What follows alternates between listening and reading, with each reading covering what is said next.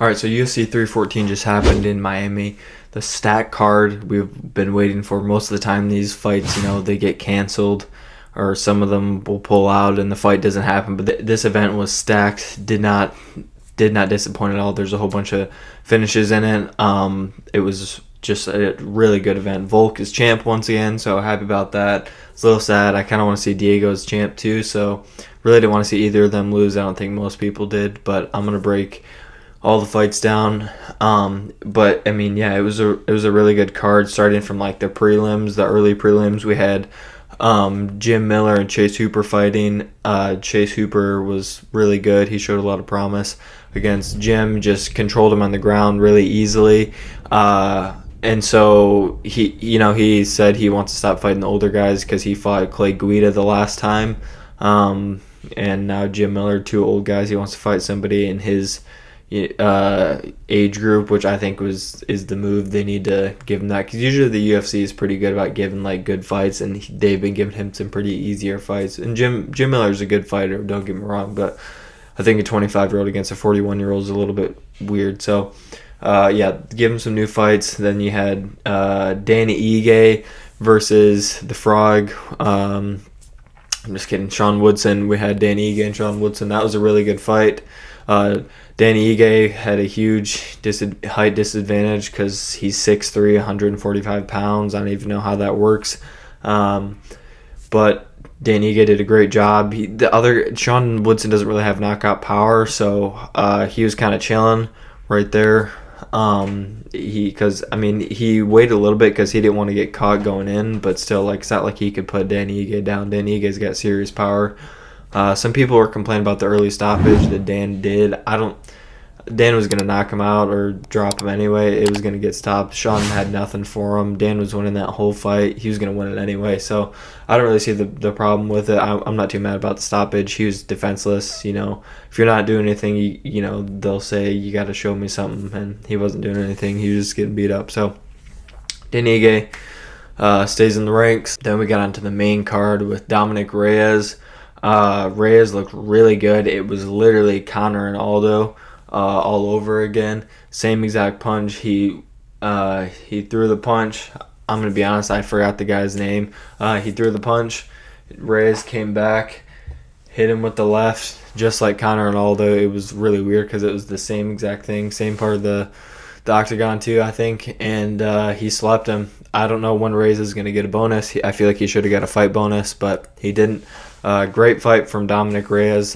He was 0-4 his last 7 fight. He was 0-4 for a couple years, and now he's 3-0 with 3 knockouts. So I don't know. He might be back. I'm curious to see who he fights next. He might make a little title run here now. We'll see what happens, but he's looking good right now, and he's looking strong and striking really well. Then we had Bryce Mitchell and John Silva, however you want to say it. I'm going to be honest, I wanted Bryce to win, and I thought he was going to win, and he seemed pretty locked in like the press conference and stuff like that. I thought he was going to take it, but he didn't end up, in fact, definitely didn't end up taking it. He got absolutely mauled by Gene Silva. He just took it to him. I mean, he was beating him stand-up. We thought Bryce was a good grappling fighter. Apparently, maybe he's not. I mean, I don't know. He didn't really do anything in stand-up. He just threw a couple leg kicks. Then, yeah, I mean, that was really it. He didn't really do anything significant.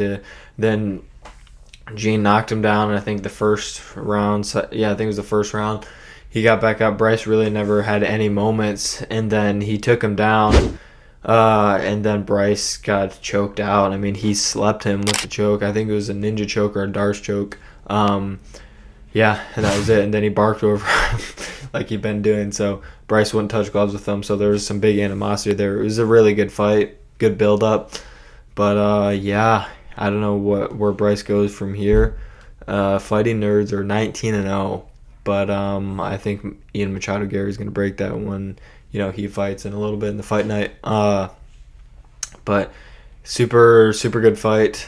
Like I said, this card was stacked, and really all of them pulled through, so it was entertaining.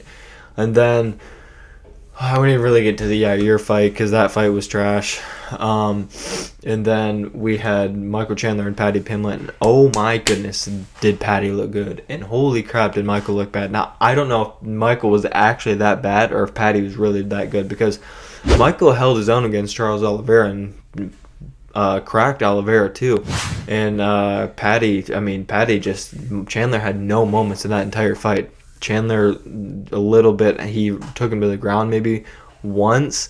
I think he had one takedown, but Paddy's ground game is super underrated. I think we just saw like how much of a balanced fighter he is. I mean, Chandler's a short guy, but Paddy was keeping him at range that entire time. Chandler's usually always in like camp shape. But I mean, I guess all that doesn't matter if the skills pay the bills. Paddy was insane. He looked so good, so sharp. I didn't know if his gas tank was going to be able to compete with Chandler, but I mean, man, Chandler just couldn't do anything to hurt Paddy at all. He kept him at range with his jab, like Paddy said. He needed him, cut him open real bad. Then Paddy took him down, and Chandler was against the cage, like bleeding so bad. He was like getting suffocated by his own blood. You could tell he was against the cage. He had like, it was bad. And then Paddy just hit him with a couple hammer fists, and that was it. It was bad. I mean, Paddy just showed, I don't know, he was just so good. And then yeah, Chandler just had nothing. He was just getting beat up that last, I think it was the second or third round. Yeah, it was just not good. So I'm really curious. Paddy's one fight away from getting a title shot, and yeah, it's gonna be really, really interesting to see. And I don't know what goes for Chandler. I mean, he's older. I think he needs to fight some of the older guys in the lightweight, like Gaethje or Poirier or something like that. I don't know, because Conor wasted 2 years of his career, and it's showing. And then finally for the main event, we have Volkanovski and Diego Lopez, and that fight did most definitely not disappoint. Right from the get-go, Diego looked a little bit scared from Volk. I think he realized the type of fighter, and just like, wow, that's Alexander Volkanovski he was fighting. And so I think he kind of realized what he was in for. The first round, Diego was definitely very scared, and like, I don't think he knew what to do or where to go. Volkanovski he was picking him apart. He's landing some good ones. Diego was definitely confused in the first round. He rocked Diego the first and second round, I believe. They would come out of those exchanges, kind of get in the clinch and come up and hit like that. And it was a little bit sketch for Volk. I thought it was a little bit sketch for Volk just because I was like, Volk's got good power. We saw how good of a chin Diego Lopez had. This is also, keep in mind, this is his first 5-round fight, which is insane. We saw how good of a chin Diego had, and Volk's got some heavy hands.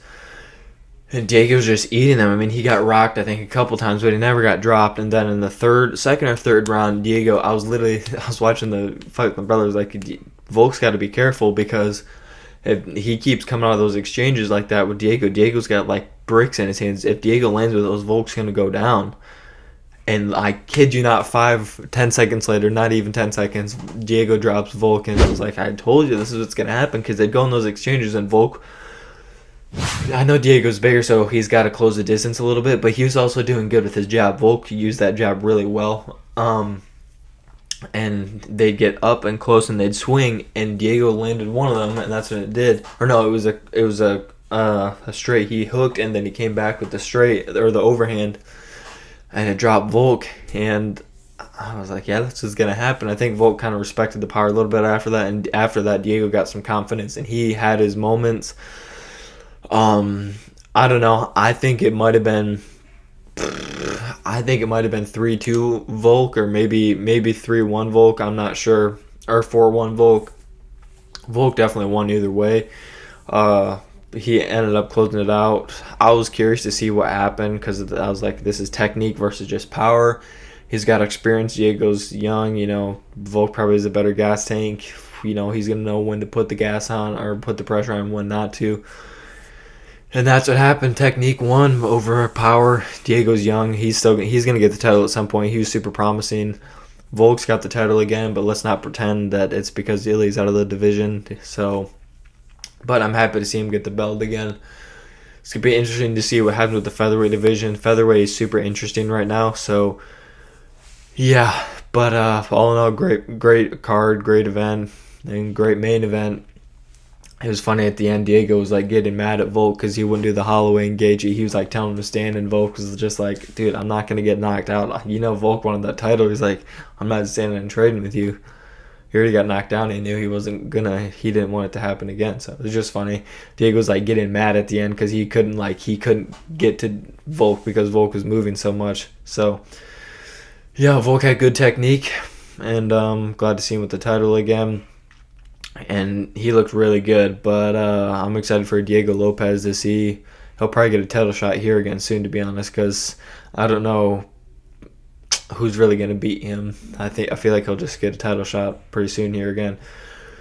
But yeah, that was it for my UFC 314 breakout. UFC's got some really good fights coming up. We got Roundtree and Hill. We've got Machado and Prates. Who else have we got? We got Bilal and Jack Della Maddalena. I'm excited. And Sean O'Malley in Merab 2 for UFC 316. That'll be a good fight. And I've heard speculations that it's going to be Ilian Oliveira for the title shot against Islam. So that will be a really good fight. I feel like they're like identical fighters. So stay tuned for that. But that's all I have today. Super good event. Also, make sure you guys are subscribed if you made it this far, because literally I'll show here 99% of you guys aren't subscribed, but I got like 0.7% that are subscribed. So if you guys are watching, help a boy out. Subscribe if you actually enjoy the video, or at least like the video. But yeah, if you're watching, just subscribe. It helped me out a lot. Anyway, that's all I have. Hope you guys enjoyed this video, and see you in the next video.